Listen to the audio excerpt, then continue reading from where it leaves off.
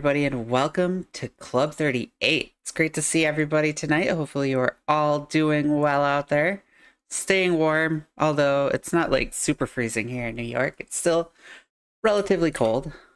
Um, Tonight I am joined by, and we aren't really recording right now, so we're not going to go super into Swago, but I am joined by Agnarts to my right. And up here, you see this beautiful beard from Calvin Awesome.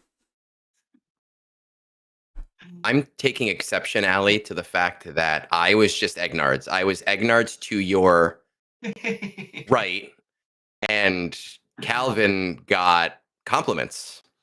Right? It was this big, beautiful beard, this sexy beast, Calvin, and I'm Egnards to your right. Thank you. Appreciate it. Uh, I feel like I'm on a stream with Scribe again. There's way too many words with sexy and my name being used together. I thought that was a Vexatron thing, though. Sexy Vexy. He's yeah. It's definitely more of a thing. He's the A-list model among the content creators. Don't worry, when we start recording, we'll get a nice little compliment in there for you, Egg. Okay, I appreciate it. I am fully validated. You know, while we're not talking about Swago, and I'm hoping maybe Calvin can back me up on this one. Maybe not, I don't know. But while I understand that women have a lot of their own challenges in this world, Okay. men don't get complimented enough. Men just don't get like if we get a compliment, we subsist on that compliment for 10 years. I'm 39 and I still remember a compliment that someone gave me when I was 19 because they just are so few and far between, and we should normalize that. I was 15 years old. I was working my first job at a amusement park. A girl came up to me and told me that I had pretty eyes, and I've been holding on to that ever since. See? Okay. See? Okay. So, all the women out there in Swuggerland, whoever, whether it's your man, whether it's someone that you like, whether it's just a normal compliment, it doesn't have to be weird. It doesn't have to be sexually charged. Yeah. Just like a nice compliment. Just that's it. Hey, you dressed really well today. Cool. Awesome. Whatever. Just normalize compliments.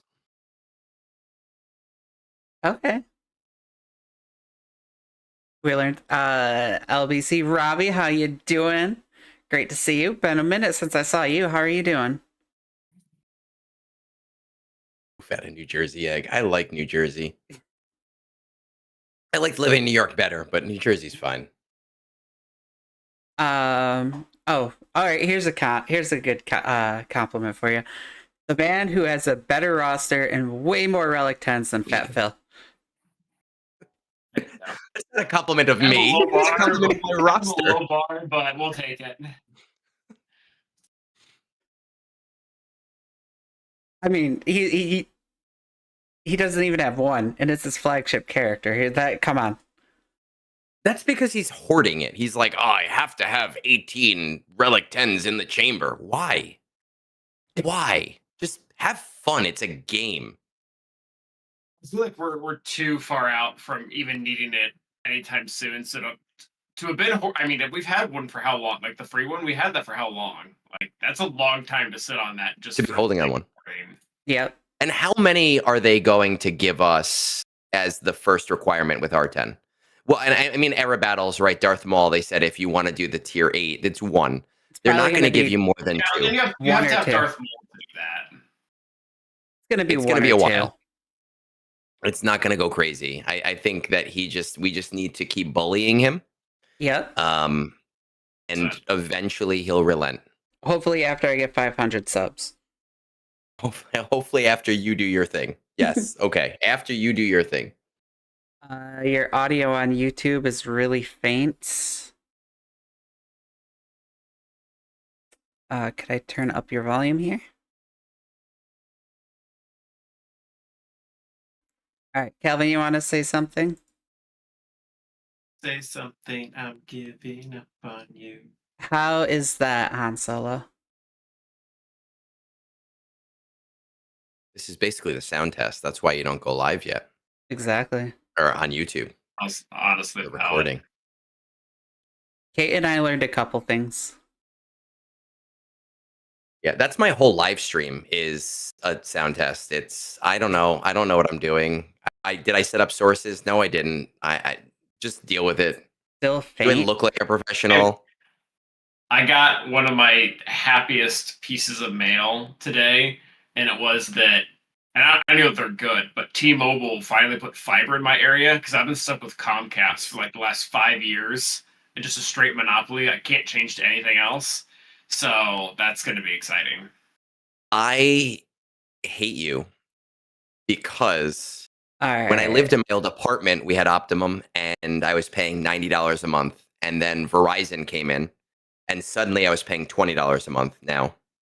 Because Optimum was like, hey, you're a great customer. We're lowering your bill. No, screw you. That's not why you're doing it. It's because there's competition. All right. Now I live in an area that is only Optimum and I'm back up there with those high bills and I'm waiting. Don't you love those high bills? Not really. I'm waiting every day. Verizon's the most likely to come to my area, and I'm just waiting for the mail that says, "Hey, we're putting in fiber in your area."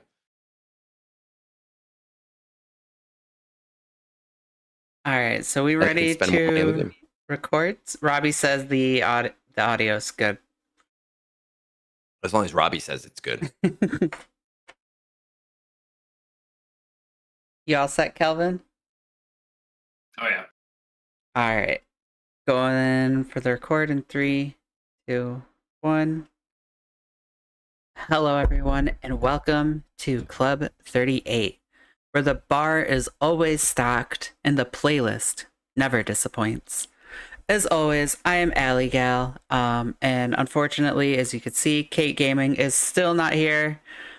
She is out on leave still for quite a while, and then our other new co-host, Celiac Sarah, is also not here. But I am lucky to be graced with a better co-host than Bones and a voice that you just really want to serenade you. Eggnards. You stumbled on my name, and I think that's because you had to try for that compliment. Like it was a forced compliment, but I'm still going to allow it. I did not stumble on that one. On the bright side, you're good for another 4 years now. I am. I'm going to ride that high for quite some time. To be fair, I compliment you a lot when you come on the show.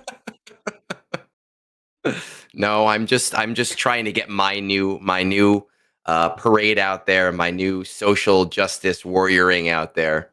Us straight white men, we need. I'm just kidding. I can't even do that with a straight face. And then also tonight we are joined by the one, the only Calvin Awesome. Thanks for having me. Thanks for coming on the show, Calvin. I've been trying to get you on for a while, and of course, Eggnards. It's always great when I could get you on. Thankfully, your wife went out of town for the night. Yeah, it was impromptu. It was definitely work related. She tells me so. Hopefully.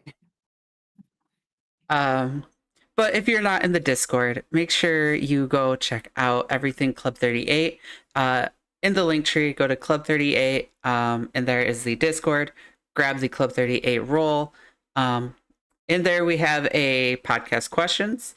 Feel free to answer questions or ask questions from anything.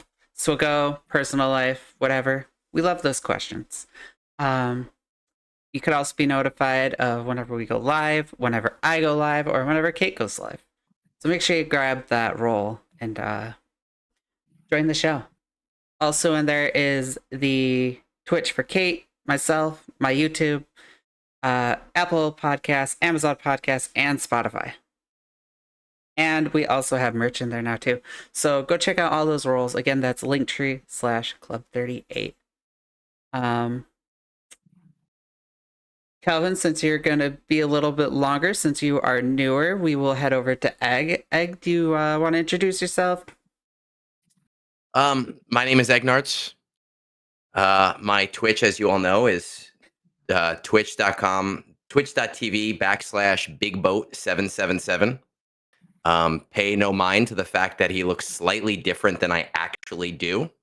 It is me. I trust me. I promise you it's me. I'm not playing any dirty tricks. It's AI. It's AI. It's an AI version of me so that I can stream while I'm working. And that's it. If you don't know who I am, I'm the other math guy. I can't say the math guy because I know Calvin does a lot of math stuff too, and has been probably doing it longer than I have. I'm the Timu Calvin here. You, All right. You can be the Timu Calvin when you have less R10 Guggins than I do, which I think at this point is going to be very difficult. I am a world first on those R10 Gungans. You So are. we are going to do R11. We're going to do R12, and even if it destroys my roster, I don't care. And then, of course, we have Kelvin. Go ahead, pimp out your stuff. We always ask newer people on the show to give an explanation of their rosters, what their GP is sitting at. If you have any passion projects, go ahead and introduce yourself, everything you do. Yeah, no. So I'm Calvin Awesome. You can find me on YouTube under exactly that, Calvin Awesome, or on Twitch, Calvin_Awesome. Currently, just streaming a lot of my GACs. As far as my roster goes, I've been playing the game for far too long. It used to be really relevant to mention that I was free to play for the longest time, and after a while, it just got really annoying because I now have a 14 million roster, and that's just kind of more proof that I've been playing for 8 years now. Yeah, 8 years now, rather than anything else. So, I mean, passion projects would be Gungans, but I mean, even then, not really, because they were really good at R9 in the raid, and I have not finished R10ing them all. Other than that, like, yeah, that's me. I just totally got the name of this episode, and I just changed the Twitch to match it. You're welcome. Episode 31, the one with the Gungan men. Sounds kind of sexual. It's all right. I'm here for it. Maybe. So yeah, that's Kelvin Awesome, CalvinAwesome for anybody listening and not watching. And also Agnards EGNARDS / or Big Boat 777. I was gonna say you're doing a lot more to pimp my shit out than I am. I was gonna Big Boat 777.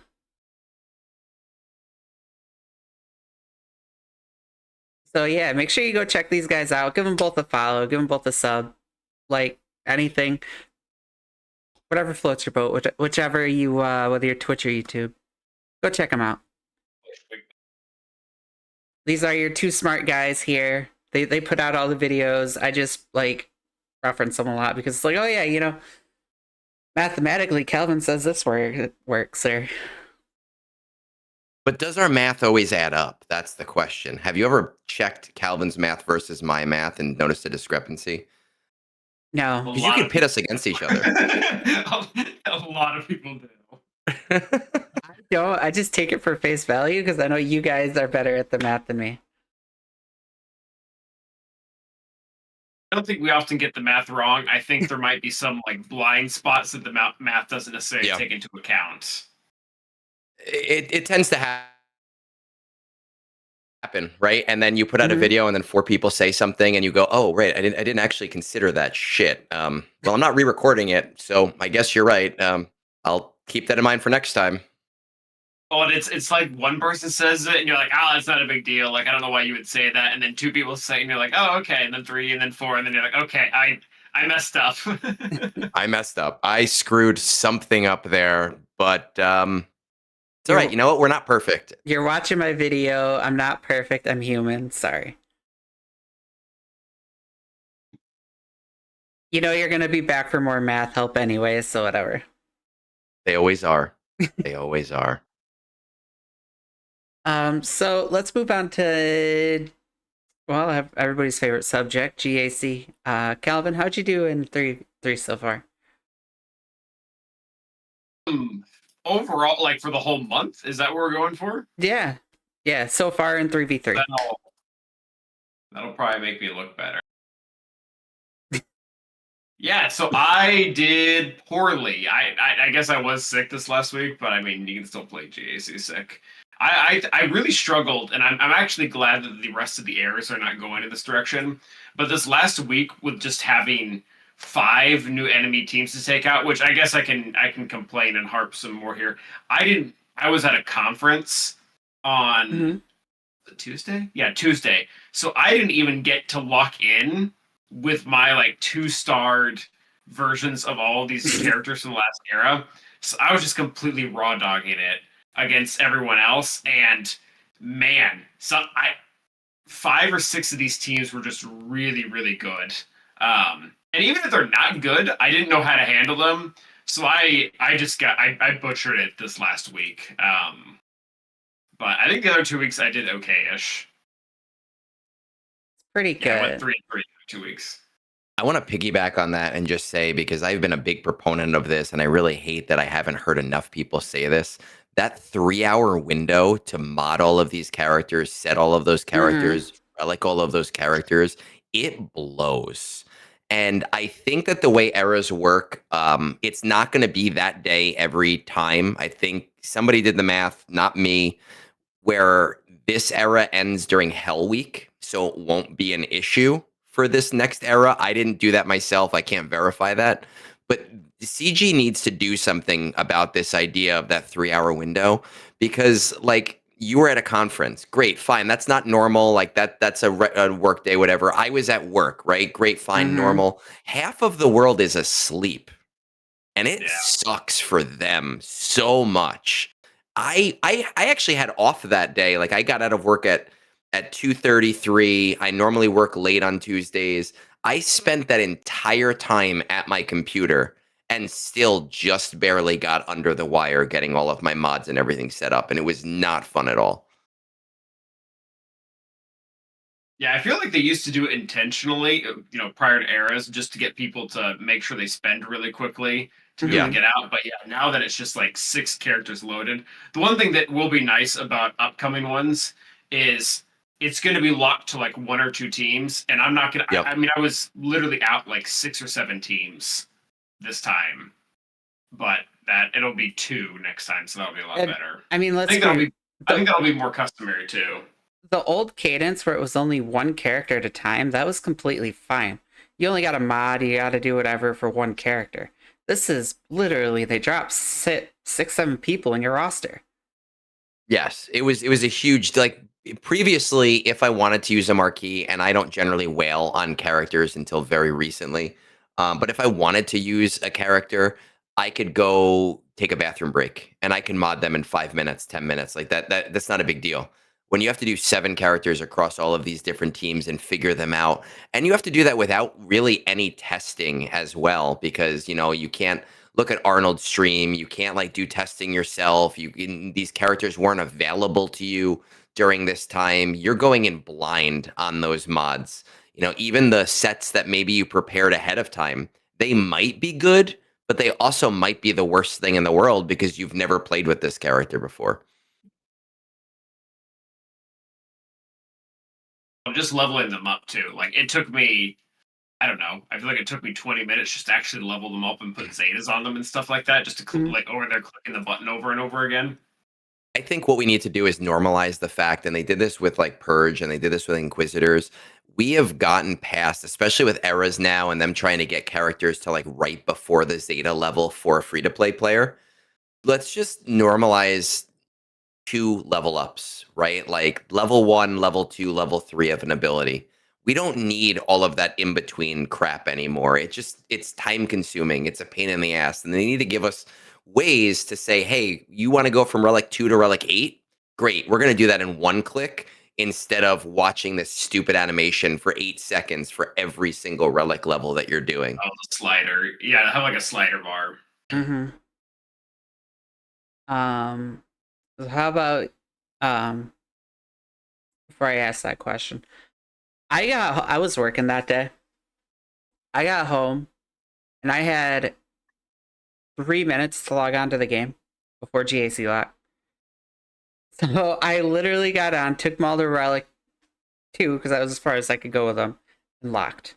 That was all I could do. No mods, no nothing. Just there we go. I was playing against people that had Maul at like Relic 7, but no mods on him. Just because that was either they forgot or they just didn't have time. And it was just a stressful time period. And I know, yes, next time it'll be 2 teams versus 7 characters across, 7 different teams. But it's not it's a game. And people shouldn't have to disrupt their workday. They Mhm. shouldn't have to wake up in the middle of the night. Everything else in this game exists on a 24-hour timer for a reason, because of time zones, because of the way the world works. And saying, "Hey, 3 hours, good luck." It was a big L for me. Like I was not a fan of that day. No, how about you, Egg? How did your GACs go? My GC, I didn't do the worst. I went 4 for 5, which is a losing record. It's not great, but it still keeps me around that 50% rate. I just got relegated back to Kyber 2, but that's basically where I sit, is on the border of Kyber 1 and Kyber 2, where I go up, I go down, and whoever knows. I think that a lot more of my losses had less to do with the era and more to do with the current DC set. And I've been Mhm. I've been a big proponent of saying that I really hate this free set because everybody's DCs are perfect. And if you look at .gg and you look at insights, there are a lot of teams that the highest win rate is like 70%. There's just so much extra RNG involved with how strong this set is that I haven't found it fun, and I'm very excited for when they dust and we go back to kind of that normal cadence of players like me having some, and Mhm. players that are whales, I'm just not experiencing them because they're way ahead of me. Yeah, I think I dropped 3 battles, so that would put me at 6-3. Which Look means at you with your winning record. I go really long with wins and then I go really long with losses. So I have a big loss streak coming up, and I know it's coming, and it's going to be really irritating when it happens. But It sucks, right? Because when you have that 7 win streak, you have all these crystals and you use them, yep. and then you have a 6 lose streak and you have no crystals, and you go, oh shit, what do I can't buy anything. So it is going to be rough, and it's going to be. I hate when it happens because it's just like, especially as a content creator, like I'm sure you guys could like back me up on this. When you're streaming and you take a L, you're like, oh man, I look bad now. I think it's more of a Calvin question, just because I know that's his main thing, right? Is streaming GAC. I very rarely stream my GAC. So if I do, it's more of a scribe situation where I'm drunk and going, we lose. Who cares? Scribe being synonymous with drunk. It's just his Friday night drunk stream. Yeah, And if I'm streaming GAC, that's what it is. It's I'm having whiskey and we're going to try things, and people will pop in and be like, why did you do that? And I'll be like, because I don't care. I don't know. I do a little bit better when I go on the lose streaks, because then I start to kind of get into it, and it starts to Mhm. become kind of fun. Where we do like internal challenges and stuff.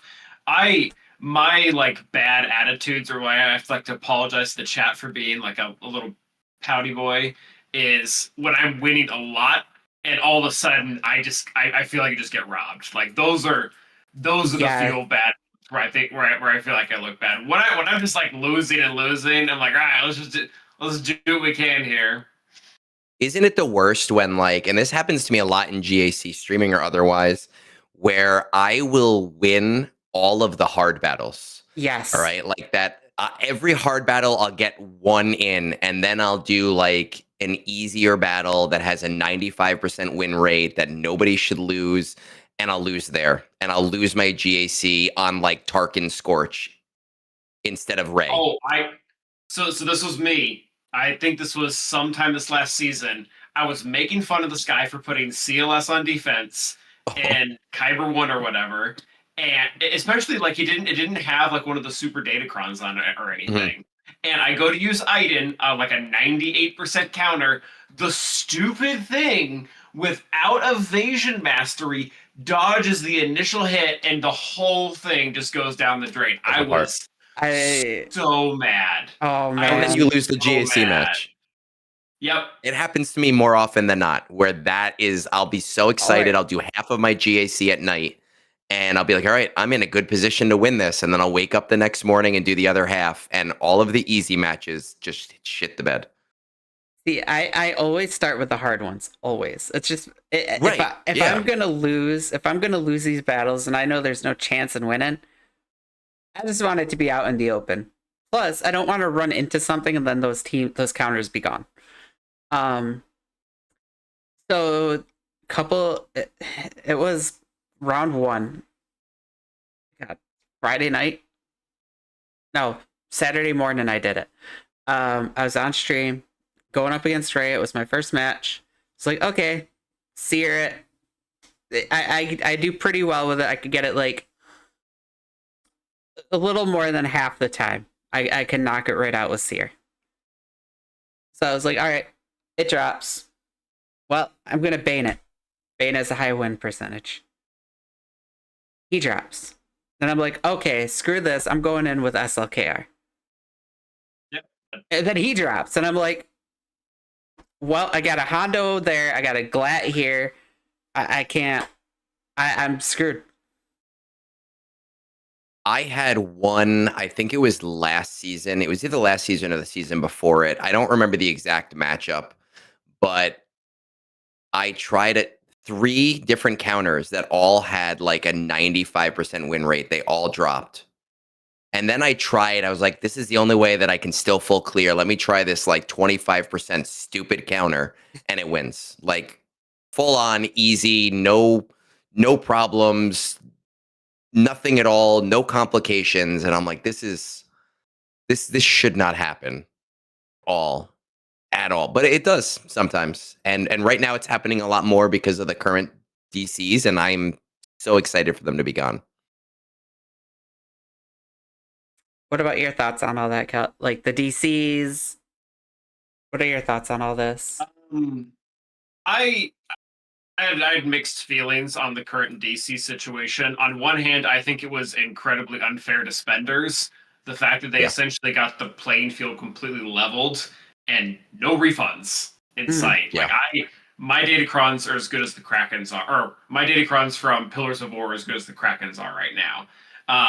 On the other hand, my Datacrons are as good as the Krakens are right now. So that has been a little bit of fun for me. The only discouraging part is the fact that I'm still not on board, and I haven't put a lot of thought into it, so maybe I need to do more. I'm still not really on board with the 1 month Datacron rollover. I really liked the 2 month at a time, because what that did is it made every single season of GAC unique. Because every single first 3v3 or then followed by the 5v5 had a different combination. Every single one was changing because we had 2 different ones at the same, or one changing at every single time. Now I feel like it's just going to require so much more thought process. You know, I'm going to have to be constantly keeping track of 3 different things and what's best where. I don't know if I'm super happy about where it's going, but. And now, if you remember, this is where it was in the beginning. It was 1 month Datacrons, and people did not engage with it. Now, farming Datacrons was different at that point, so maybe people will engage with it more now than they did back then. But I'm not looking forward to it. I know the big spenders that I talk with and I help with the game, like they're not looking forward to it. It's just a lot of extra information. And when the time commitment in the game is already as high as it is, now adding to my time commitment for the game, but outside of the game, just it's frustrating. It's very frustrating. It's a mental. I have to keep track of this. Yeah. I'm really curious as to why they changed the cadence for all this. Like, I understand. I don't agree with a lot that they do, but I could see the thought process behind it. the era battles. I get the thought again. I think it's dumb. I don't agree with it, but I could get the whole thought process behind it.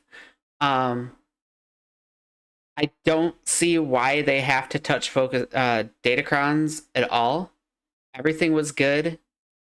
Again, we're going back to what it was. Why are we going back? There are so many aspects with the new era system and Conquest and TW that you guys could be looking into. Why are we touching Datacrons? I mean, it really feels like a developer looked at it and was like, "Oh, that doesn't really make sense. Let me just fiddle with it." Like it, and that seems to be. I made comments about this in my stream too, and I guess to your point, Ali, almost all the stuff that they've been doing, I kind of get. Like I know that it was received really poorly initially, but I kind of understand Relic Delta. Like there was not a really big motivation to higher up on your relics and your characters, and for a game that's all about progression, that's a problem. So even though we can sit here and talk about execution all we want, but at the end of the day, I understand why they did it.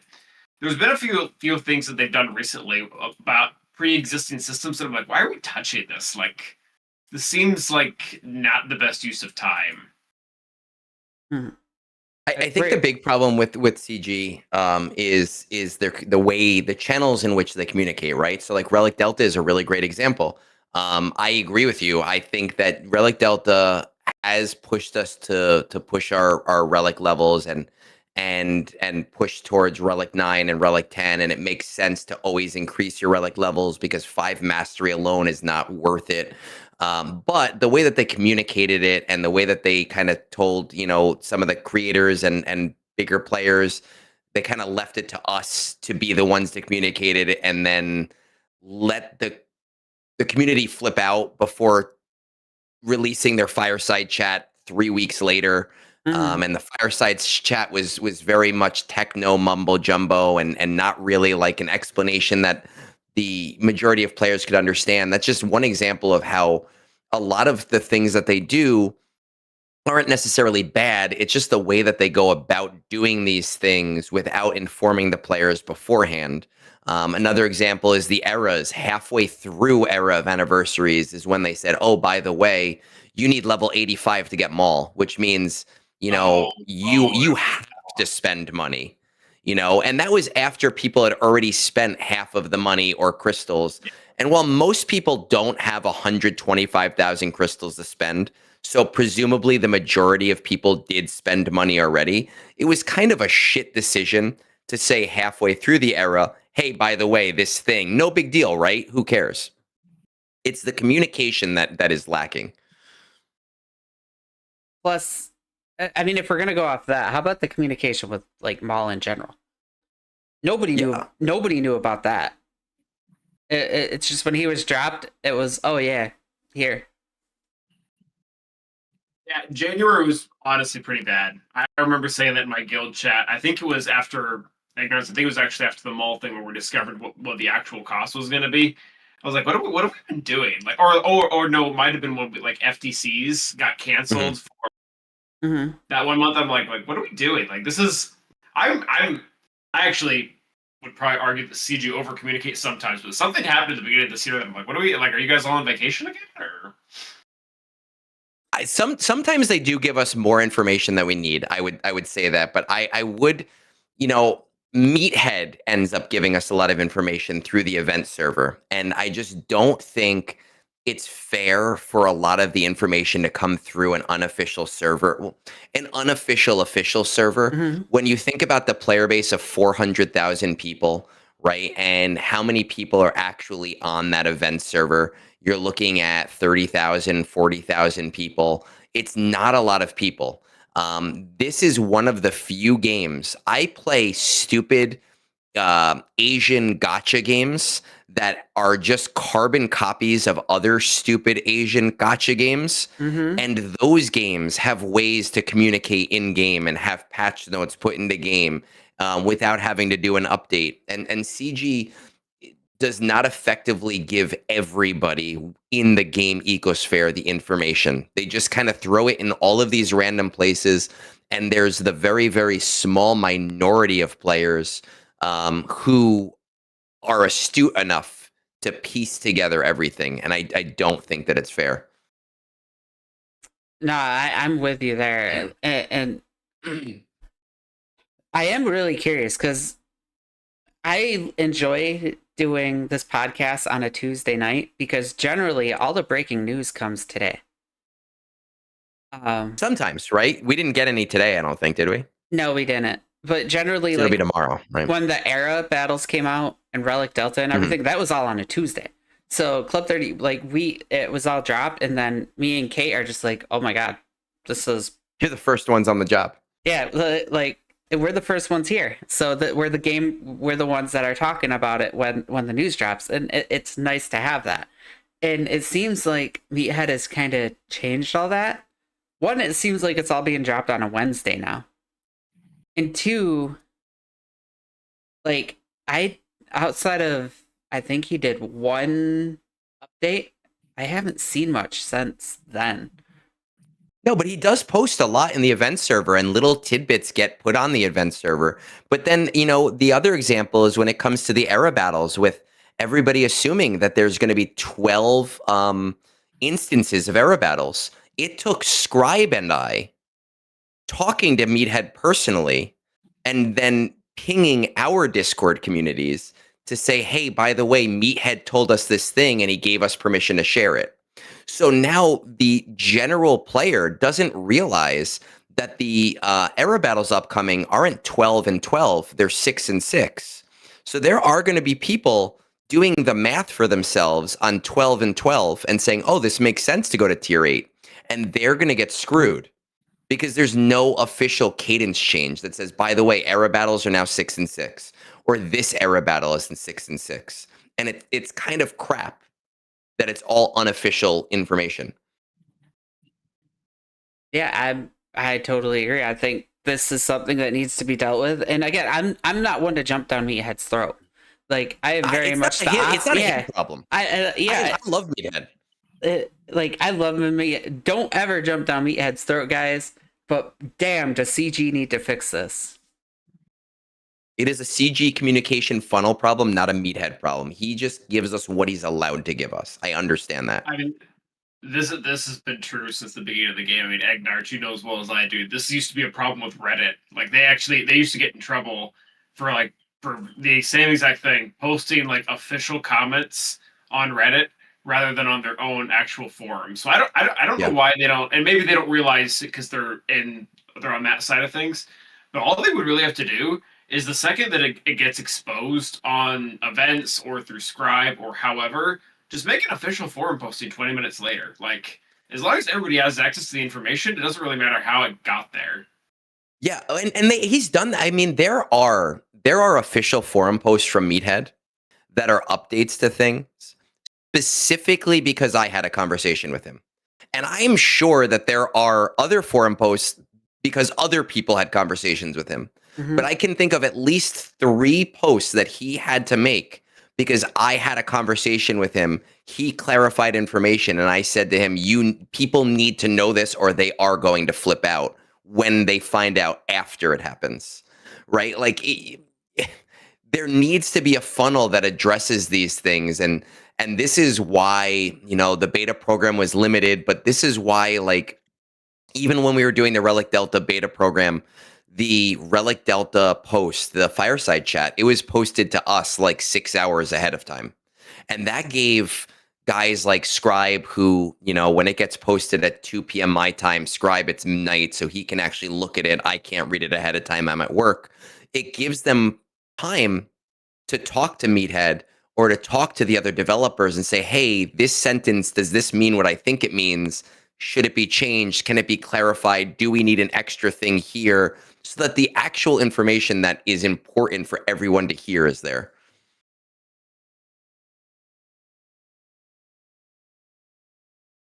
Yeah, I complete agreement there.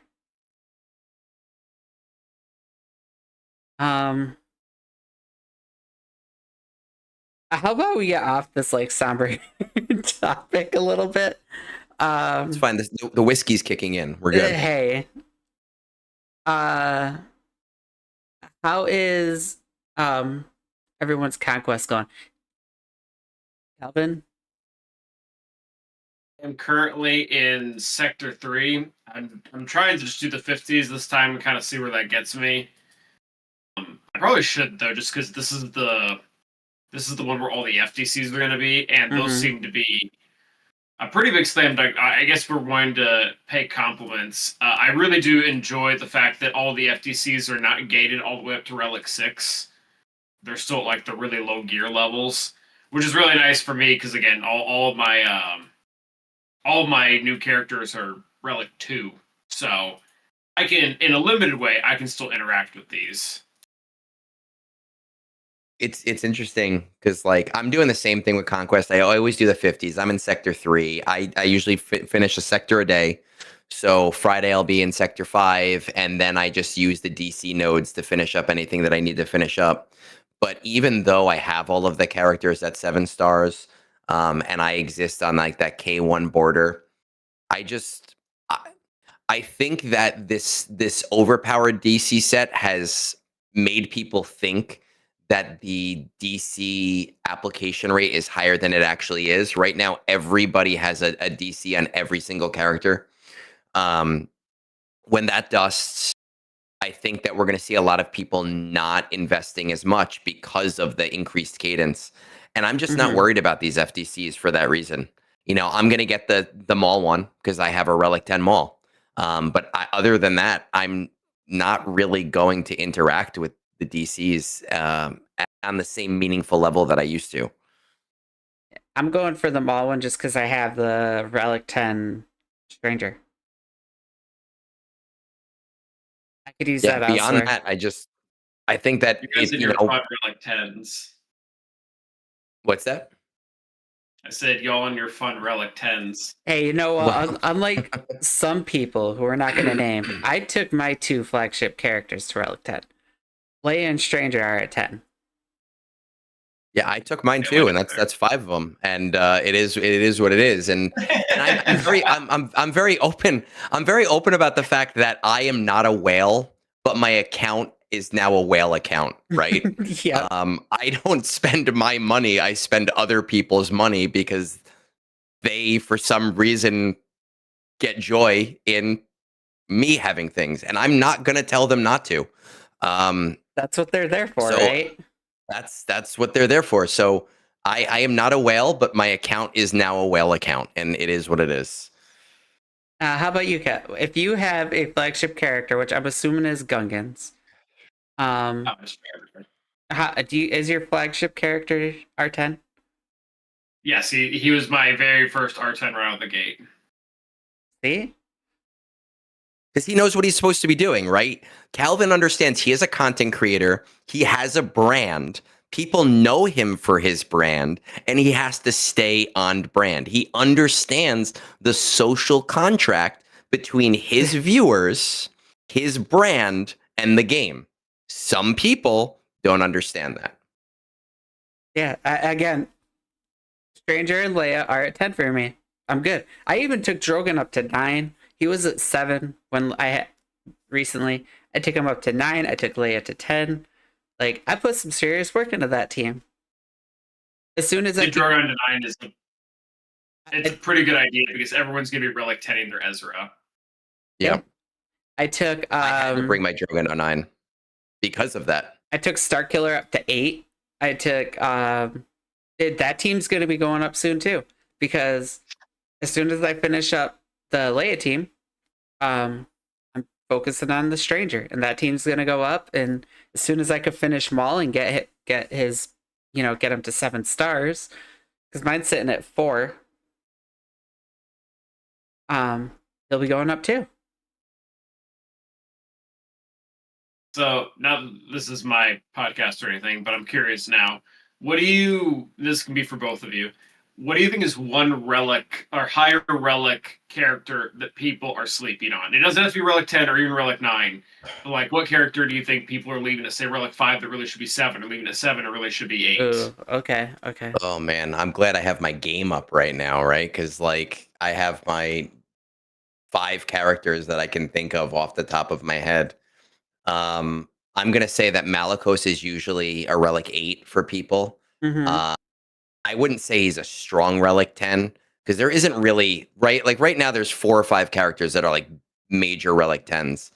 But he's a character that I think that puts in a lot of work and I think deserves a relic 9 or a relic 10 for most people. He normally stops at 7 or 8 for a lot of people, and I think it's a mistake.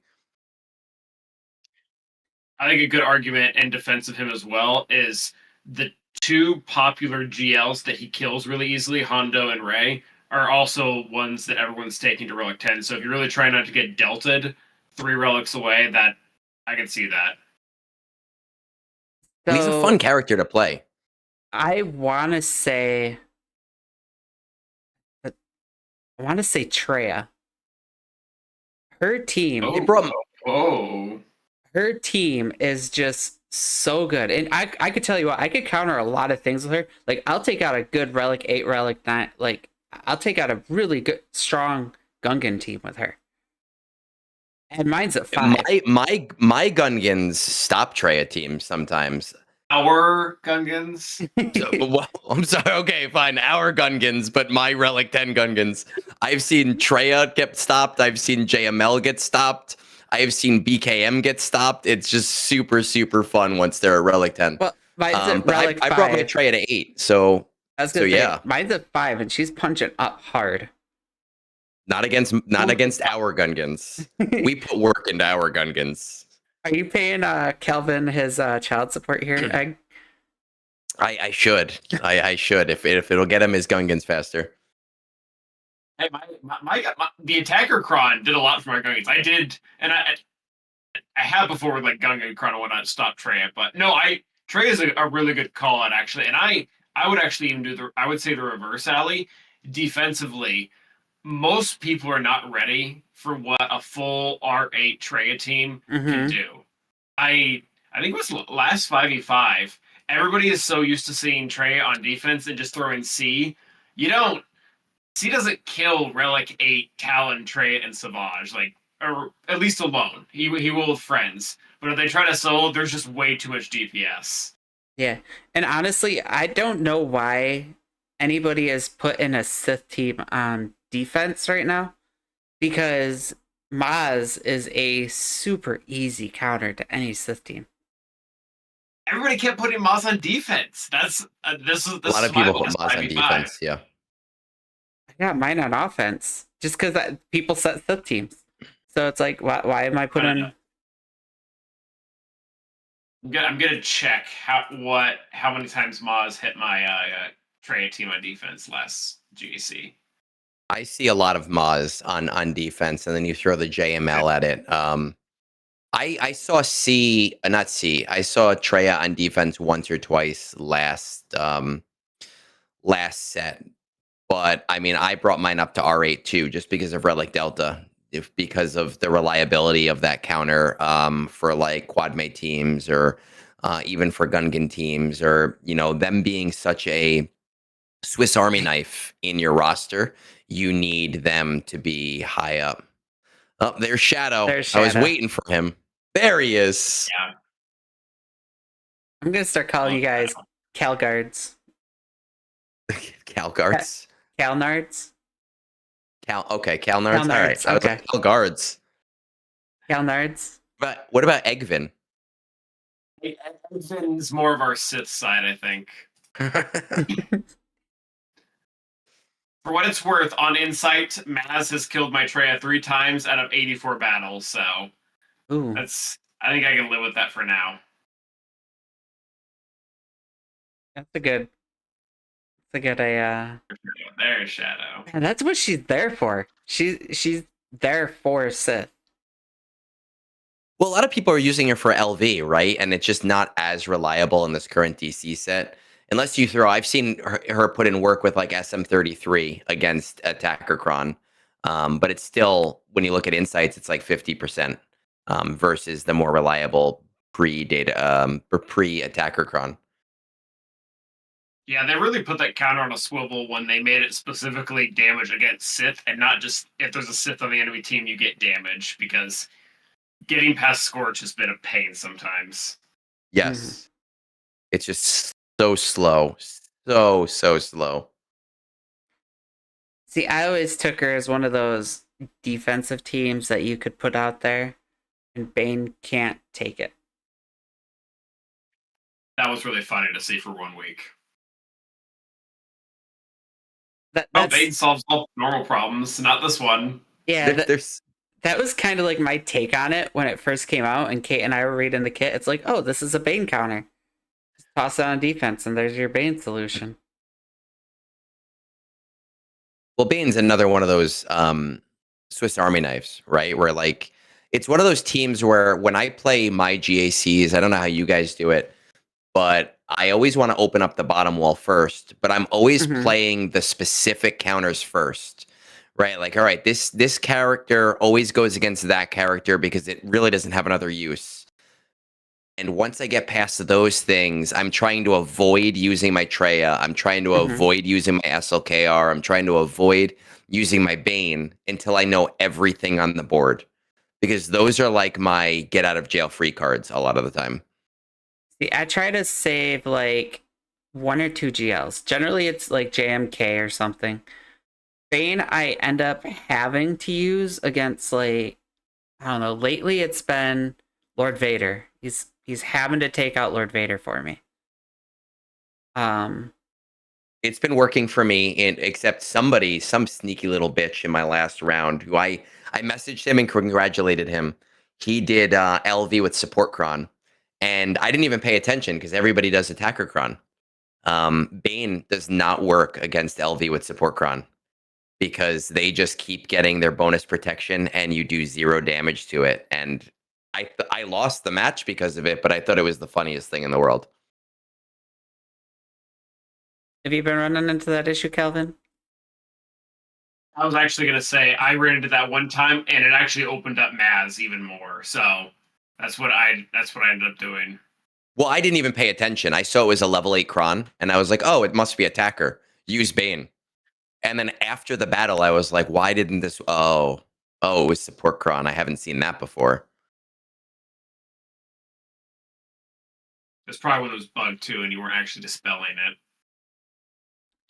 You know, I'm curious how good that these metas with like the new teams, because I was looking at Discord and being an MC3, like there's a couple people in Kyber 1. So I was seeing how many holds like this Stormtrooper loot got. And I give it maybe another GAC or 2 before everybody figures it out. And then it's just going to fall to the wayside. Yeah, some of them will come out stronger than others. There was the Vader one. I was able to beat it with Bad Bash, like the new Bad Bash. But it took me a while to figure that out, so that sucked. Who did I use? I think Zavor is in chat, and he told me to use Radis against that.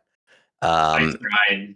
I tried it, and I got down to Vader only. And Vader, it was a Relic 9 Vader. He was just doing so much self-healing that I could not take him down. I was like, wow, this is a great character. But it pissed me off. I couldn't get the timing right. And then Vader, I don't know his kit well enough, so I'm sure there was something in there. But Vader one shot at Rad. Yeah, with his AOE after a certain amount of time. It was a rough match, and it's right when we talk about like Coliseum, and you don't really learn the kits, or at least we didn't learn the kits with this one because half of their kits were irrelevant to the teams you were using. And then having to go in and learn 7 kits in one day and go, oh, I got to figure out what 7 kits do. Okay, I got a question for both of you. I got this last week. I got this last couple weeks since the kits got revealed. There have been actually mixed reactions on this one. What are your guys' thoughts on the fact that we actually get to see a team being used here instead of just the 6 different people? Miscellaneous bunch. Do you mean like so far from what we've seen, or just in general Well- in the era overall? So far, we actually get to see like an actual team get used. In the last era, it was just Yes. 7 different people. Like there was no rhyme or reason to it. Like you were just picking IG-90 as your leader because you wanted the contract. So that way you do more damage. That was it. That was the only Yeah. only thing you could even try. So with this having the actual team, like you have a leader, you get to see some of their kit now. What are your guys like? Do you prefer this? Do you prefer the 6 random lifters? What are your guys' thoughts on the era battle now? Calvin, you want to go first, or because I have a lot of thoughts. No, I was gonna say I definitely like it for multiple reasons. The one that I already said is that we don't even when the turnaround does happen, even if it is during like Hell Week or something like that, it'll just be much nicer to adjust to 2 new teams rather than 6. Like I think that's probably annoying for really both parties, whether you have the characters or you're Mhm. just going up against them. And then yeah, I think it's better in the era overall to get to know a team in its proper context rather than the forced synergy of just giving everyone all the tags. Because you can only really learn so much when they did it that way. It was always frustrating when I would go into, is it the era battle? Is that what they're called? Oh, era challenge. And all of a sudden the synergy that they had before no longer existed. So it kind of felt like everything that I learned was not Was a very lie. fruitful. Mhm. But I mean, on the other hand, I liked all the characters that we got. Like I don't want to get rid of any of them. And I think more often than not, we need like little plug-in lifters than we just need brand spanking new teams. So there's Yeah. mostly pros to the new set, but that's one con, I guess. So when it comes to Coliseum, when it comes to the teams and learning the kits, I agree, but then I look at like how Coliseum is laid out, even with the new kits, and you still kind of get frustrated. So for example, our first character is Clea, right? Or is that her name? Clea, Cleva, or whatever it is. Clea? She's not a leader. Our first character is not a leader, and you're doing this without a leader ability, which is kind of annoying. The second thing here is you get a bunch of summons, and those summons never increase in their ability level. So in these first 2 weeks, I'm relying entirely on her kit. Saw never gets really stronger. Pow's abilities never get stronger.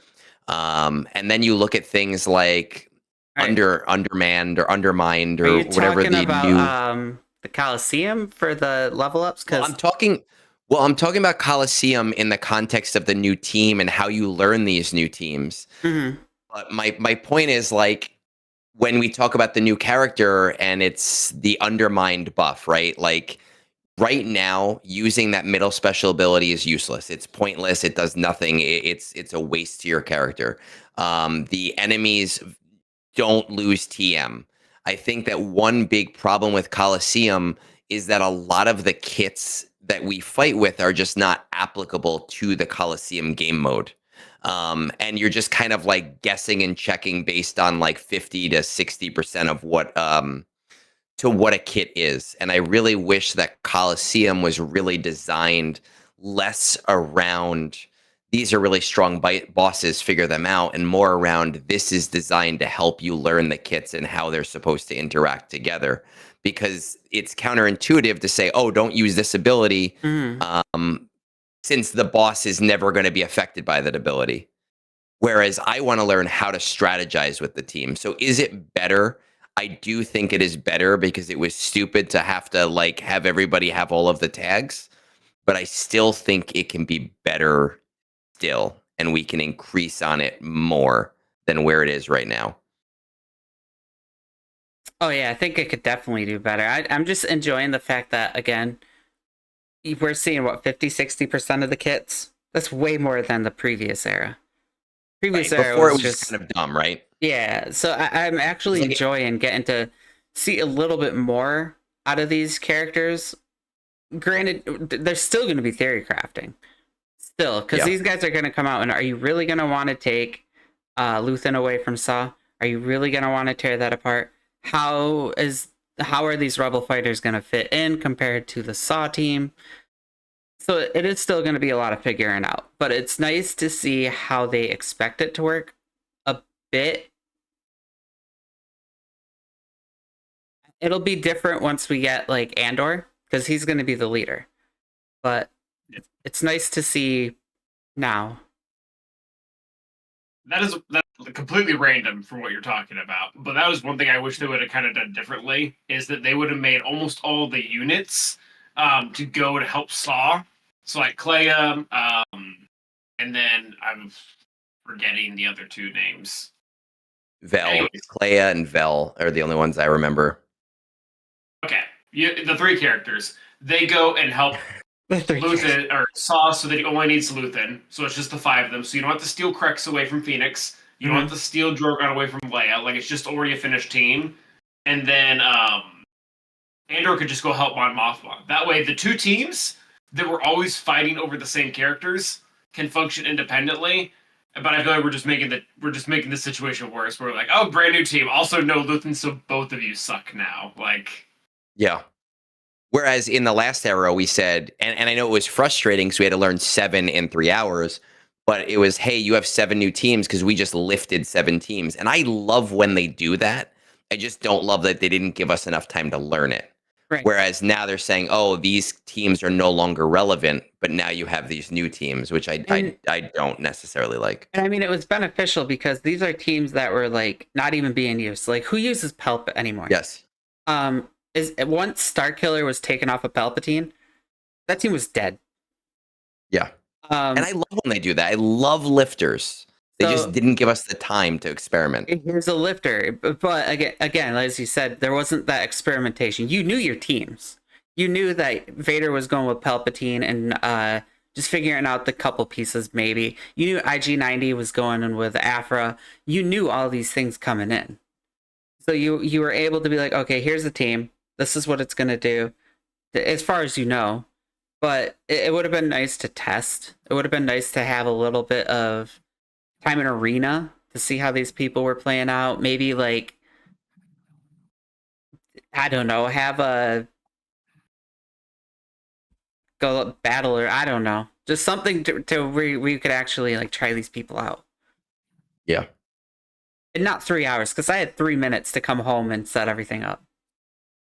No, that wasn't fun to do. There are, I could spend the next 3 hours talking about the pluses and minuses of this current era that we're doing and how the era is situated and what I like and I don't like. But then I'll be very grumpy tomorrow morning when my body says, "Hey, 5:45, you're up. I don't care that you had 2 hours of sleep." I do think that there are some positives to the way that they've handled things now. I think that there's a lot more that they can be doing, and I think that one of the major problems is, when I spend $300 on a character in the old system, I've spent my money on that character. I get that character. I play with that character.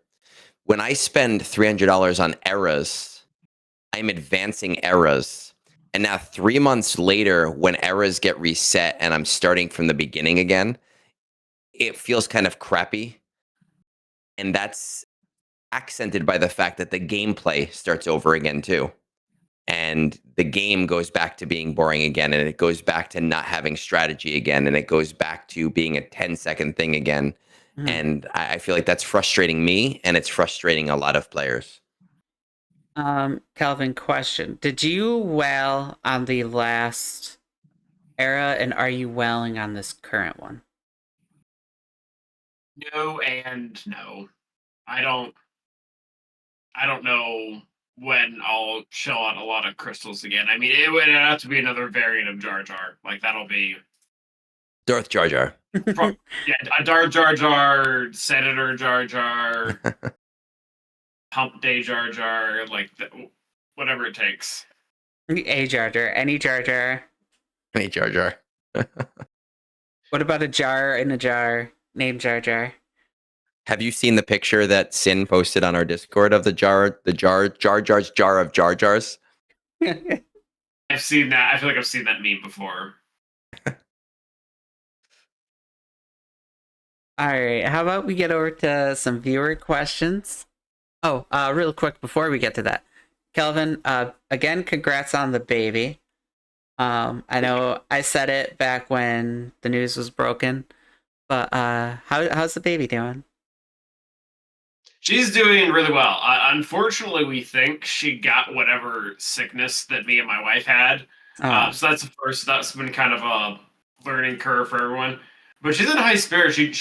She talks a lot, even in the current sickness. So that's really cute. I feel like Jar Jar is pretty easy to get because it's a pretty simple syllable. So I'll keep working at that. Can you just picture Calvin there with his daughter going, Jar, Jar, Ah. Jar, Jar? please tell me she's got like a Gungan hoodie or something, like a onesie. Her bath towel is like is a Yoda or Grogu hoodie, and then actually one of my viewers, he's probably won't listen to this because he doesn't play the game anymore, but Bane got her like a crochet Jar Jar, so that was really cute. Oh, that is adorable. Bane So quit. she's, I believe so, yeah. Yeah, he's in my friends list. He hasn't played in like 187 days or something. Oh yeah, didn't he Man. give Bones one of his accounts? He did. He did. He was unloading. Bane's 88. It's 88. That's what he named it. It's Bane's 88. Oh my god! Of course he did. We, Thanks for lo- asking. we lost a lot of players. Berm just left. We in the last week, I have been surprised because when we talk about people that we lost, and I've talked about this before, the game isn't necessarily losing players so much as it's losing veterans because a lot of new money is coming into the game, but a lot of veterans are becoming disenfranchised and disheartened with the game. In the mhm. last 2 weeks, in terms of content creators, Berm is gone, Stero is gone, Rabid Beaver's co-host just was lost. Pico Burrito just left the game. People, I had 2 people in my guild say like we might not play very much longer. This is the first time for me personally that I am seeing an exodus of veterans that I personally know. And it's frustrating because I know like it's Um, because of the changes making it really frustrating for players who have been here a long time. Bones actually said earlier on his stream that he's trying to phase out too. Bones has been saying that for years. It's just so, this is a game. It's a mobile game that thrives because of the community that we've built. That's what makes this game tolerable. Is this strong community we have. And big kudos to, you, Calvin, for helping to build it and being the voice that you've been, to Egnards, to, Arnold, and all these content creating veterans that get us all together, and then you got your guilds too, and we all finally get a voice and we all get so close. And then when you see all these players, again, as you said, all these veterans that are leaving, it's demoralizing and it's tough to see. The encouraging part is we have Shadow, and to Agnar's point, when we do have people leave, we have new people come in. So like, I mean, there are friendships within the community that I've made. I would go as far as saying the last year that weren't in the other 7 years. So Yeah. it is. I'm not saying we can't be sad, but at the same time, there is still really good parts of the community coming in. Yeah. Well, let me tell you, if they take Shadow, because I've gotten Shadow's my little anime friend. If you take Shadow and you take my Lady Geek away from me, it's gonna be issues. I don't know if Lady Geek will ever quit. I think Lady Geek is here forever too. Knock on wood, of course, because Yeah. she is one of my favorites. But I think she's here for forever. She's here for good. Yeah, you can't take my Lady Geek away from me. But let's get on over to some viewer questions. Okay, question number 1 comes from Bayou Bazinga. How do I get notifications on the live stream? Great question. If you go to the Discord, again, the link is in the link tree, Club 38. Go over to the roles section. You can click on the emotes. We got a bunch of different emotes for Club 38. My notifications and Kate's. That's just click on the notification. It'll give you the role, and you're good to go. And then when it's pinged, you'll get notified. So Bodhi, question for Sarah. Unfortunately, Sarah couldn't make it, but we could try to answer this one. Canadian curling and cheating. What's going on? I thought Canadians were meant to be polite. Calvin, we always start with guests. I barely know what curling is because I used it one time to make fun of Canada Fet, as he said that he was picking up his kids from curling practice or something like that. About all I got. That's hilarious. I'm gonna be honest. I was talking to my wife about the Olympics a few days ago, and how when we were growing up, I don't know if in your areas, like the Olympics were a big deal. And I remember back in the 90s, it was the Nagano Olympics, the little Izzy character, the little blue guy, and they made like action figures of him, and I had all of them, and I remember watching and being so excited for all these sports that I have never watched before in my life. I give zero shits about the Olympics, and nobody in my world or ecosphere cares about them anymore. I just find it funny that the Canadian team told the Swedish team to fuck off. That is great to me, and that's all I know about this controversy. I don't know anything about it. I think it's hilarious. The fact that I don't know. I know a bunch of Canadians. I live 2 hours either way. Like if I go that way, I am 2 hours from Montreal. If I go that way, I'm 2 hours from Toronto. I am middle, 2 hours to the border. And I used to have this thing with a Canadian. They can be kind of brutal. Really nice people, but they could be. They have their like streak when you get them going. They hide it. They hide it well. They do. They really do. The Canadians were cheating.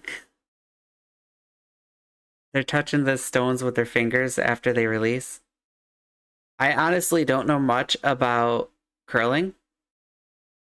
The only thing I know about curling is that it's the beer and hot wings of sports, right? Like you don't need to like you could drink beer and you could have 20 hot wings and you could be a curler. You don't need to be in the best physical shape. It is the dad bod of Olympic sports. That's really my only understanding of it. Should we start a team? Calvin, you want to be the captain? Curling team? It's just because my dad bod. I was gonna say, do you notice how I mentioned it as the dad bod game, and then he was like, "Hey, by the way, you two guys." I mean, you're the only dad here, so by process of elimination. Name me team captain. I better get a good leadership ability for this though. None of this flat defense crap. What do we get a cheating alt or something?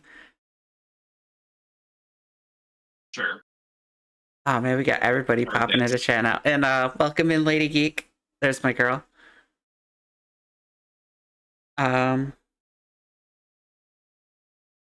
Okay, this next one comes from Vlad Sander. Literary question. Oh god, I am not doing very good with literary right now. Fantasy versus sci-fi. What attracts you to each? Who is your favorite author and why?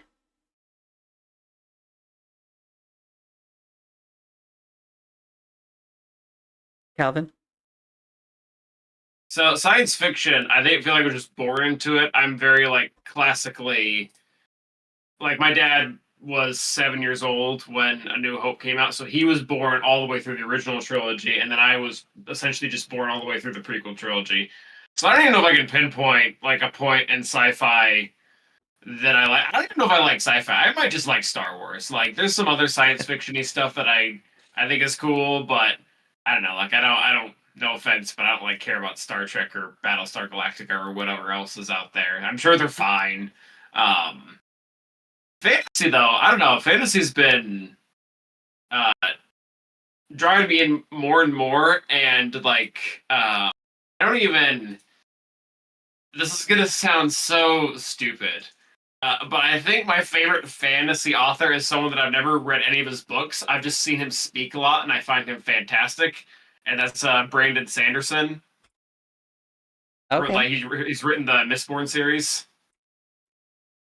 Why does that sound Pretty sure it's familiar? fantasy. He's a very Yeah, well-known probably- fantasy author. The Mistborn. Why did Yeah, that series he's- sound familiar? You've probably actually seen a lot of the his character. I've seen a lot of his characters' names and people's names, or like the Stormlight Archive. Like that's another one. Like Kaladin was a name that I've seen in Galaxy of Heroes a lot. Anyways, I've seen him speak a lot, and I think he's absolutely fascinating. I have not had the time to read any of his books, so that seems kind of like a dumb answer, but that's where I'm going to land. Okay, though. I've talked about this a couple times between Three Scoundrels and maybe here. I don't remember where else, but I struggle when it comes to sci-fi and fantasy. I really struggle to read either genre just because I feel like a lot of authors they use the stupidest naming conventions. And I don't expect characters in a fantasy novel to be named like Eric or Steven.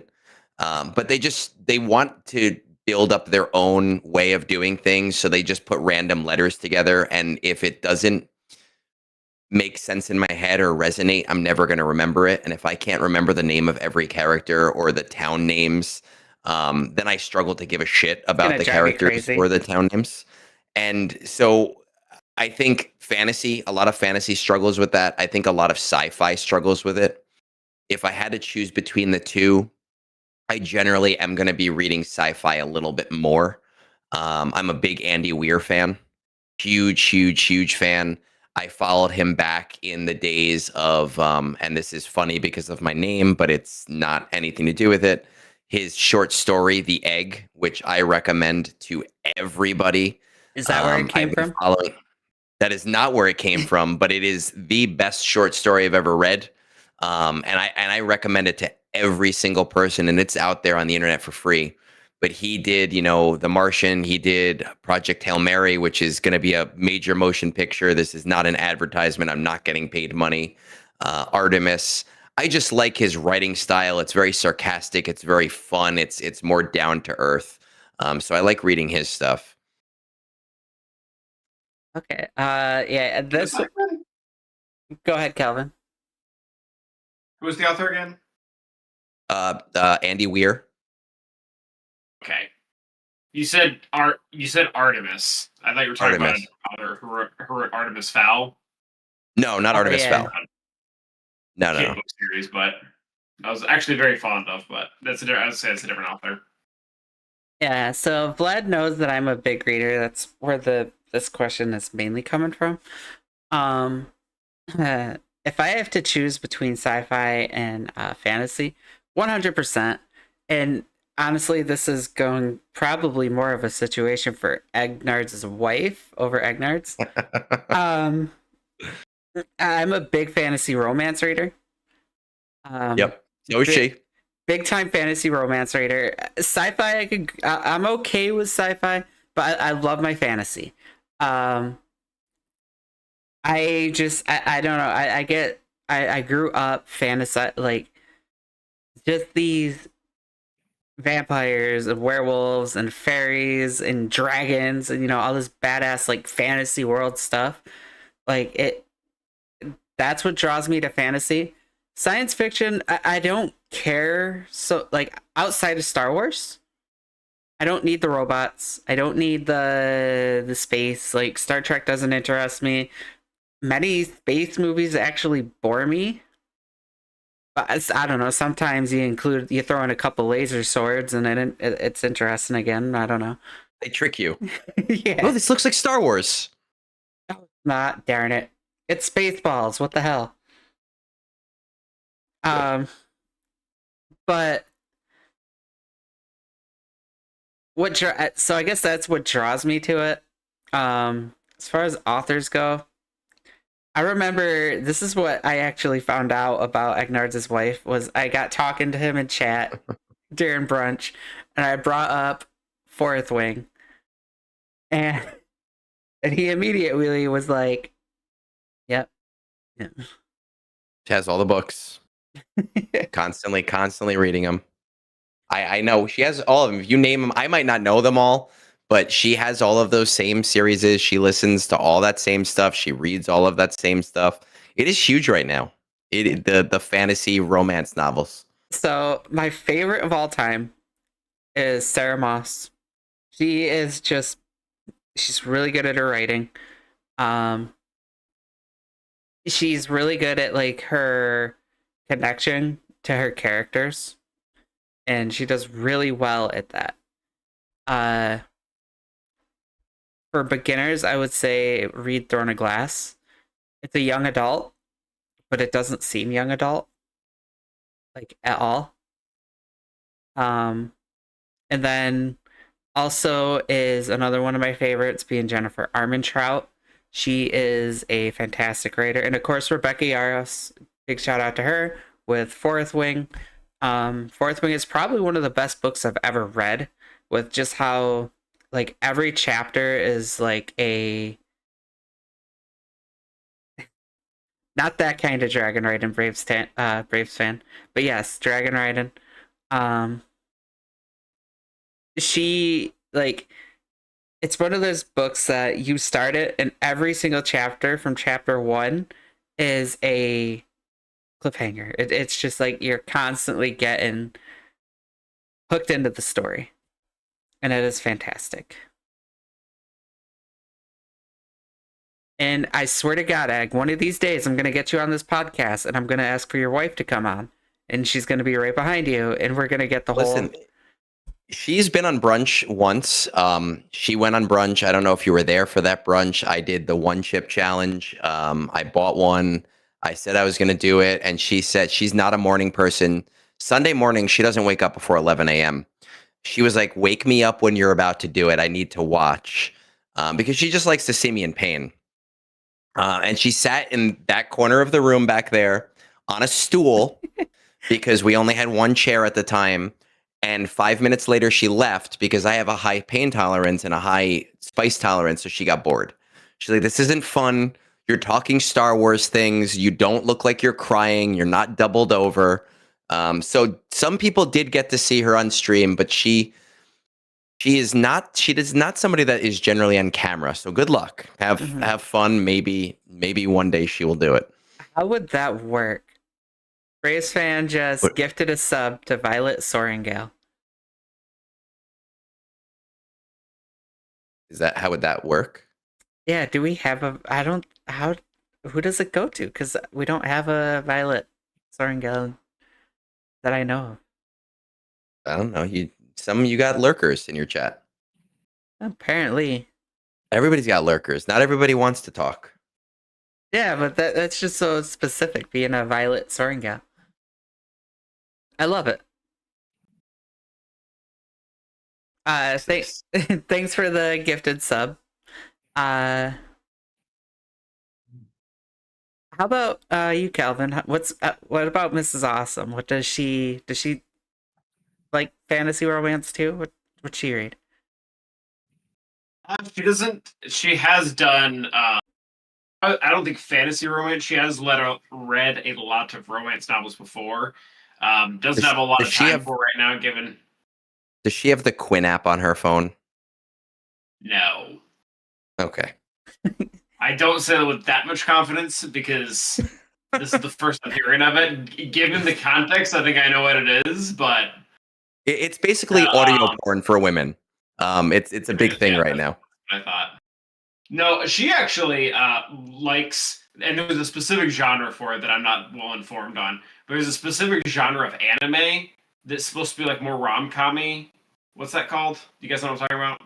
I don't do anime very much. Maybe Allie. Shadow. We could use you right now.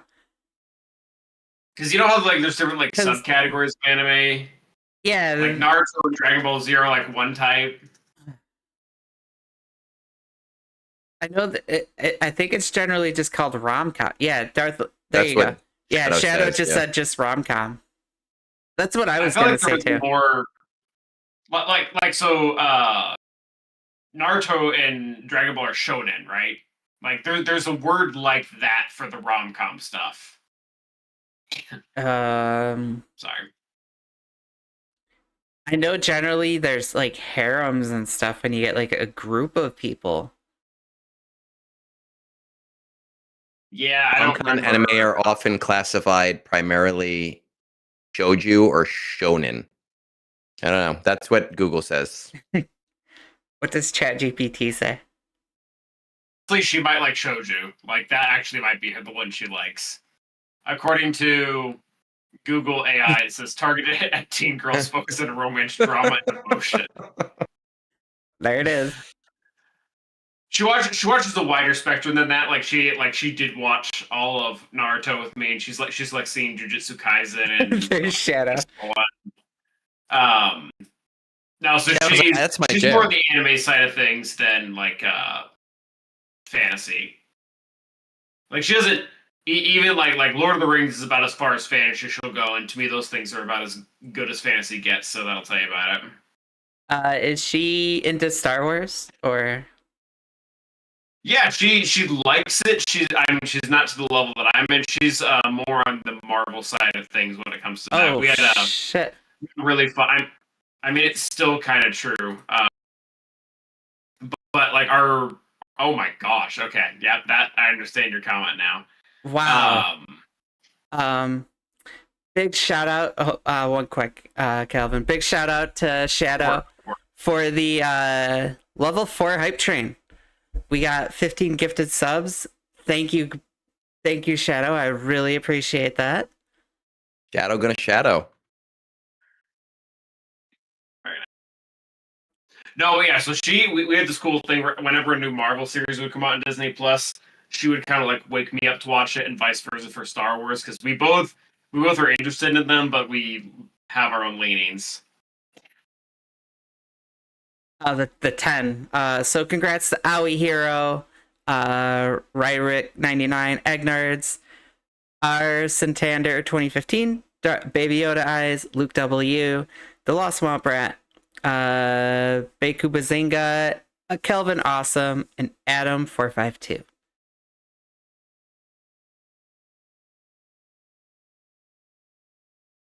Hey, Shadow. You are the man, Shadow.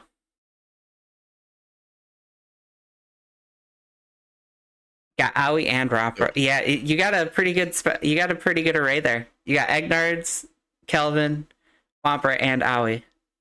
That's all. It was basically the whole Swigga community right there. And Baby Yoda Eyes. Yeah, all pretty 10 much. Of us. That's about it. The only thing we're missing is Bane. Right, P.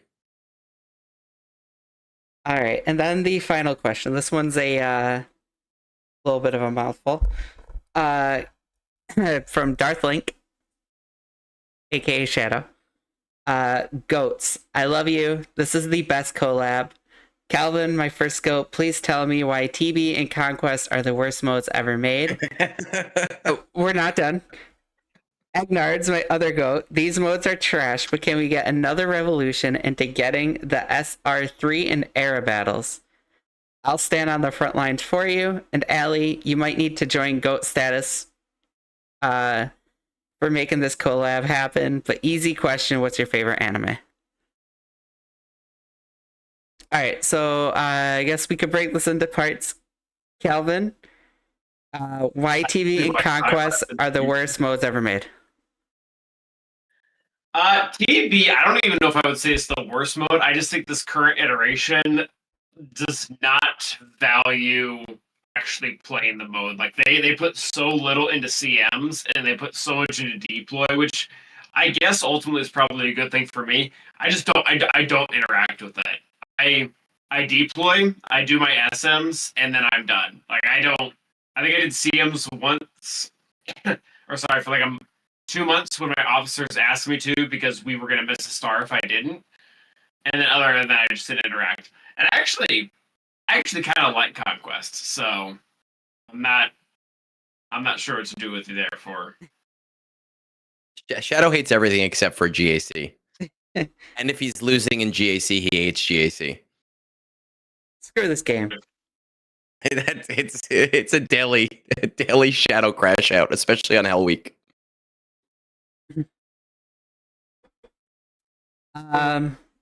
Agnards, your part is Yeah. So I mean, listen, disappointed Daddy Agnards, right? Like there are things that I'm disappointed in right now, and I've got something coming up tomorrow morning for you, Shadow. So don't you worry. They call it, what did somebody said it on my video? DDE, Disappointed Daddy Agnards, is coming back tomorrow morning. But you know, my whole thing is being reasonably disappointed and being realistic with things. SR3, I do think it's kind of a shit that it's not out already. I know that there are a lot of people that did R9 Hondo pretty early, expecting it to be in a reasonable time frame, and the fact that we don't have any communication on it yet is kind of ridiculous. When it comes to era battles, though, this goes back to what I was talking about a year ago, which is, you know, we're out of the era of ROI and we're into the era of rebate. And that's just essentially the fact that, hey, you're not going to get a full return on your investment, but you are going to use those characters. So maybe don't bring everything to tier 8 if you're not going to use those characters. But if you're going to use 5 out of the 6 of them, it might be worth it for you. I'm not actually mad at their decision to change the way era battles work from 12-12 to 6-6. mhm. But I am really mad, and we talked about this already, about the fact that it took myself and Scribe pulling it out of Meathead to find out that that was the answer, and the fact that it still hasn't been officially communicated.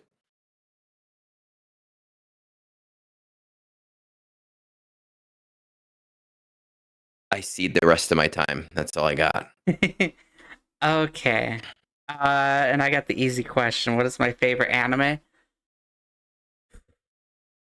Oh god, there's a lot of good ones. I guess if you go for longevity, it's Dragon Ball Z or Sailor Moon. As you can see by my I got my Sailor Moon back there.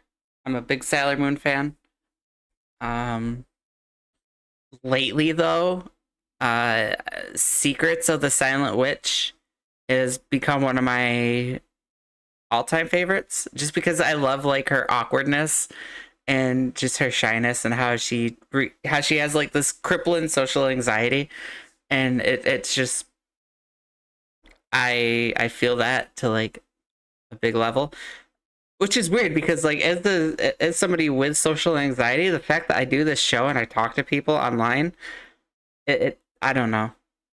Are you guys I like that? Do you guys have like awkward social anxiety and you guys just work well streaming? I mean, I obviously, I'm a one-to-one in schools. I talk to people all day. I own a dojo, so I'm talking to people all night. So I'm used to public speaking, but I also am very much an introverted, like shut up and leave me alone kind of person. I will get up in front of a room and I will talk to strangers. I'll talk to 100 strangers and be completely fine. But I also would prefer not to. So I do see the irony in the fact that I do like reaching out to people online and talking to them and finding out their story. But I don't really have a problem having a conversation or talking to people or getting in front of crowds. It hasn't really ever been too big of a deal for me. I'm a social butterfly, so yeah. He looks like he talks to people in the grocery store. He's in line and he's like, "Tell me about your life." If they'll talk back, I'll talk to them. Oh man, Those people. I don't know. I feel like sometimes I'll be on like even in here, I'll just get awkward. Like nobody will really say anything, and I'll just be like talking, announcing what I'm doing in the game, and that's just it. Like I don't know. It's I don't think that's uncommon. If that, I don't know if that's any comfort or not, but I think a lot of people resonate with that. and then like I'll go to log out, like I'll go to raid out and everything. I'll be like, oh yeah, thanks, bye. Like, yeah, I'm an Irish goodbye person too, so I always have been. I don't see the need to like. I'm very much like I'm out. No, my family is not a family of lingerers. My wife's family is a family of lingerers. I hate it. It pisses me off. I'll be at her parents' house and they'll say goodbye at 7 p.m. Mm-hmm. And then at 8 p.m. they'll say goodbye again. And then at 8:15 she has to go to the bathroom. Is your wife And then Italian? at 8:30 they're saying goodbye again. No, she's not at all. I'm Italian. But they'll say goodbye for 3 hours, and I'm like, I will sit on the couch and be like, just let me know when you're actually ready to leave. Because I'm the same way. But I'm pretty sure that's like an Italian trait too. It is, like, and that's why I think I grew up in an Italian household, and I think that's why I pushed so far against it. As I was like, no, I hate this. Because I'm totally that way, and I know Kate. She's from an Italian household too. I don't know if she's. I don't know if she's the same way, but I'm one of those people that like. I don't know. I like. I'm awkward to get out and talk to, but when I do, I can't shut up. My wife is the same way. She has huge social anxiety. I call it what is the word? Anticipation anxiety, because she will have this crippling anxiety when it comes to like going somewhere, but once she's there, yep, she will talk to everybody. And yep. she'll be like, "Please, we can't leave. Can we stay for another hour? Can we stay for another 2 hours?" And I'll be like, "You were in the car crying 3 hours ago, and now you want to stay here, and I thought I was leaving now." So I understand it. It's just not my experience. Yep. I'm with her there. I'm with her. I totally feel that. To like my, I've always called it like introverted extrovert. Yeah, I mean, I feel like I'm the flip side of that, right? Like an extroverted introvert. Like I can be out there and I talk to people, but I also just want you to shut up at the same time. Like it's like I have this battery, right? And it drains when I'm out and I'm talking to people. It drains, and when it's empty, I need to be home and I need to recharge, and then I have a little bit of autism. I need to be around my comfort things, and that's what charges me. My video games, my books, my like. I just need that quiet time to recharge.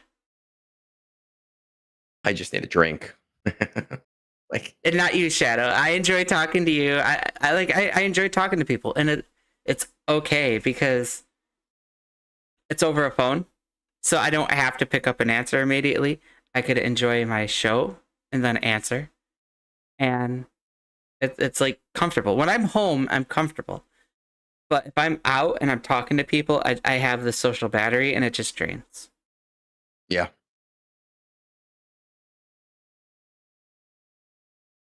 But it is 10:56. We do have a hard 11 o'clock shut off. So we could start wrapping this up. Kelvin, do you want to pimp out your stuff and give your closing arguments? All my arguments out. Yeah, you guys can find me on YouTube, Calvin Awesome, Twitch, Calvin_awesome. I'll probably be streaming GAC once it's back up every, Wednesday, Friday, and Sunday at roughly 6 p.m. Eastern Standard Time. That's been in pretty big flux ever since my daughter came around, but they usually happen those nights. Shadow wants you to pimp him. I was about to respond, Okay, Shadow. You're too precious. You're too precious to be pimped. I'm not pimping you. Hey, Storm. All right, and Egg. Yeah. Listen, I stream on Sunday mornings, right? Like 7 in the morning to like 10 in the morning. Come join me for brunch or join Big Boat. Either one. I don't care. That is what it is. If you know me, you know me. If you don't, you don't. And yeah, that's it. Big Boat 777. Go find him on Twitch.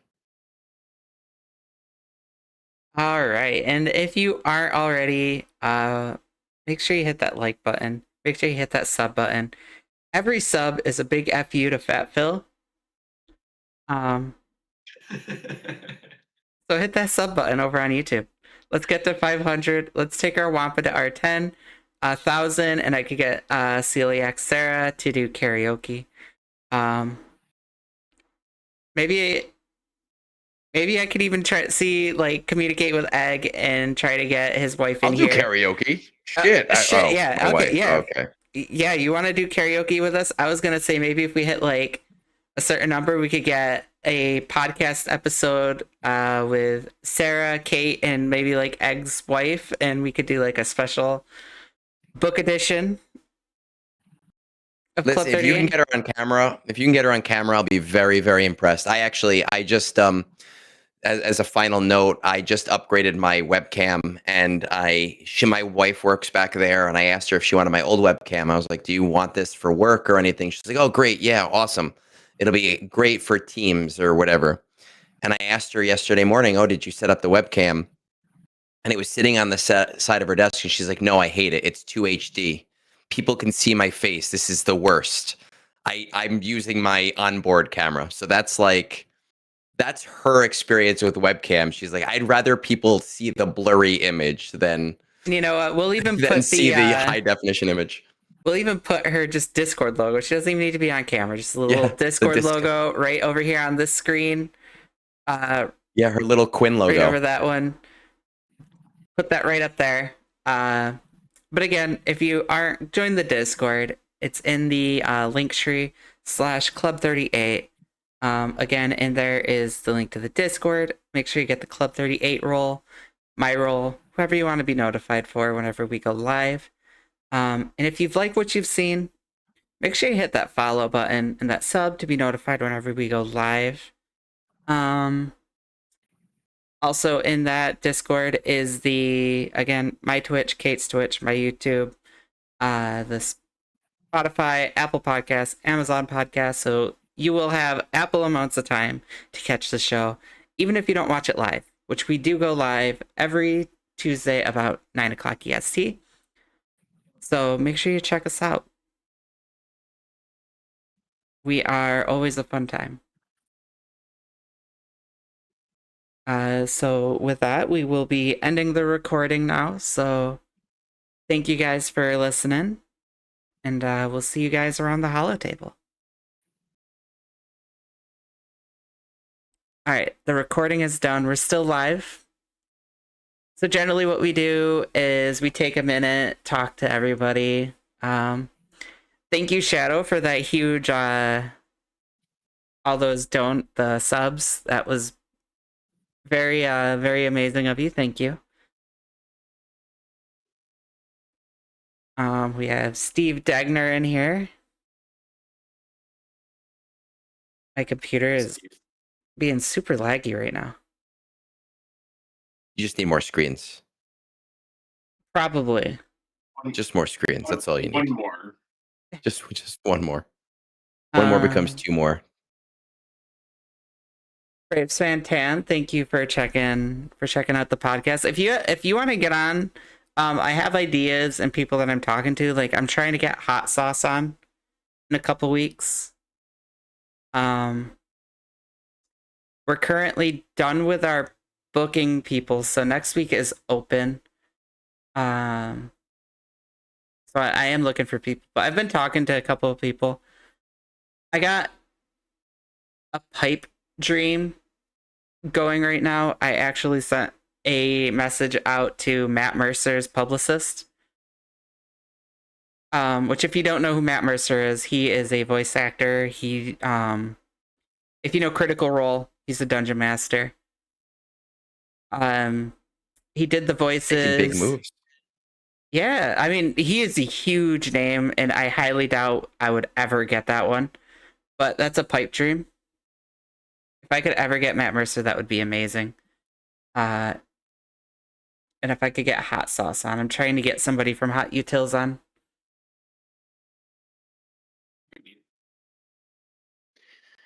All right, Allie. Well, thank you very much for having us. I do need to go now, but it was a great time. Glad we were able to work it out. Yeah, thanks for coming on, Kel. I've been trying to get you on for a while, so it's nice to finally get you on. I agree. But have a good night. You Until too. next time. Peace out. Peace out.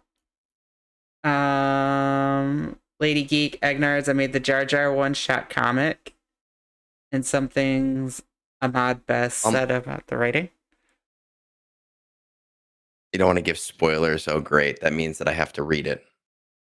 Gross. Yes. Me and reading. Oh, terrible. I know you gotta that. read. I don't want to do that shit. That's okay. I probably will end up getting it. It'll sit on my Jar Jar desk. It's all Mega Man and Jar Jar shit. I love reading. I can't say anything. I don't not like reading. I just, time-wise, it's very rare that I have the time to actually like sit down and read. 3 minutes to read the whole thing. I'm doing my Nice. Avant thing and changing the boxes around. I feel like Avant whenever I do that. No, there's no reason to. Nobody cares.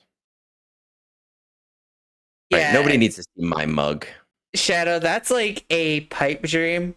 I put the email out there, and if the universe answers, like Matt Mercer would be huge. Like, You can't name one author. Come on. Shel Silverstein, Dr. Seuss, Judy Bloom, R.L. Stein, R.L. Stein, J.K. Rowling, Stephen King. Stephen King. Come on, Shadow. Come on, Shadow. What's his face that wrote Game of Thrones? George R. Martin. Yeah, but man, my mind is not working tonight. A single issue of a comic book. I don't know who Silverstein is though. You don't know who Shel Silverstein is? Oh my god. Where the sidewalk ends? I cannot go to school today, said little Peggy Ann McKay. I've got the measles and the mumps. Come on. The Giving Tree. Yeah. Like, what the hell? How do you not know him? What? Oh my god, Shadow, you're blowing my fucking mind. How do you not know Shel Silverstein? Hold on. Shakespeare? I'm sending this shit to you. Who doesn't know Shakespeare? I don't give a shit if you know Shakespeare. If you don't know Shel Silverstein. Yeah, but Shakespeare's like the most like everybody knows Shakespeare. That's a school thing. Yeah, I know, I understand, but like, how do you not know? Oh my god. Kids these days. Fucking children. Frank Herbert. For Shadow in my DMs. Wow, Shadow hasn't DM'd me in a while. What an asshole. Baby Yoda Eye says every kid should have read Shel Silverstein Steen as a child. In their childhood.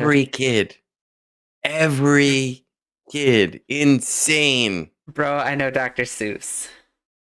No, you gotta know more than that. These are formative authors. Judy Bloom, Tales of a Fourth Grade Nothing. Come on, man. Let's see. Who could we raid into tonight? I think Meathead is on. Critical Role is on. Part of me feels like we got to do a Critical Role raid. I'm just trying to look for the last time that Shadow DM'd me. Is there anybody on YouTube?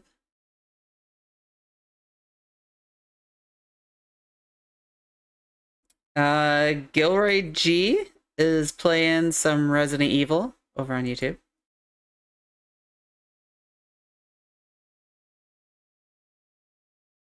So I will be posting his link, and maybe we will do a critical raid roll, raid over on Twitch.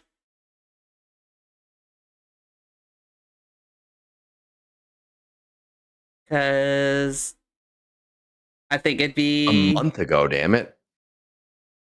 Can we raid in there? Let's see. Or do they got a limit? Push it to the limit. I know some people have a limit to how many the channel has disabled raids. Oh man.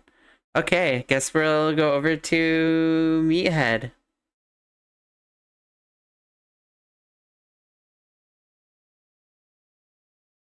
Man, that's disappointing. You're never disappointed with Meathead. Come on. You know, I am disappointed in Meathead. He doesn't say hi to me. You have to learn how to talk to Meathead. A lot of people don't understand how to talk to Meathead. So I'm disappointed in you, Meat. Not that it really matters, but I'm disappointed in you. Alright, so go ahead, follow that link over to what's his name? Gilroy G. If you're over on YouTube. And if you are over on the Twitch side of things. Lazy. I hear you, Lady Geek. I hear you. Alright, we'll get the raid started over to Meathead. Thank you all for watching. Egg, thank you for taking the time to come on to the show. Yeah, of course. Anytime I have the ability to, I wouldn't say anytime because it's very rare, but anytime I have the ability to, it is fun. Yeah, I enjoy getting you on. All right, but let's head on out. So thank you guys for watching, and remember, again, thank you for the sub, Shadow. That was huge. Welcome to the rebellion for everybody that's in, and remember that rebellions are built on hope.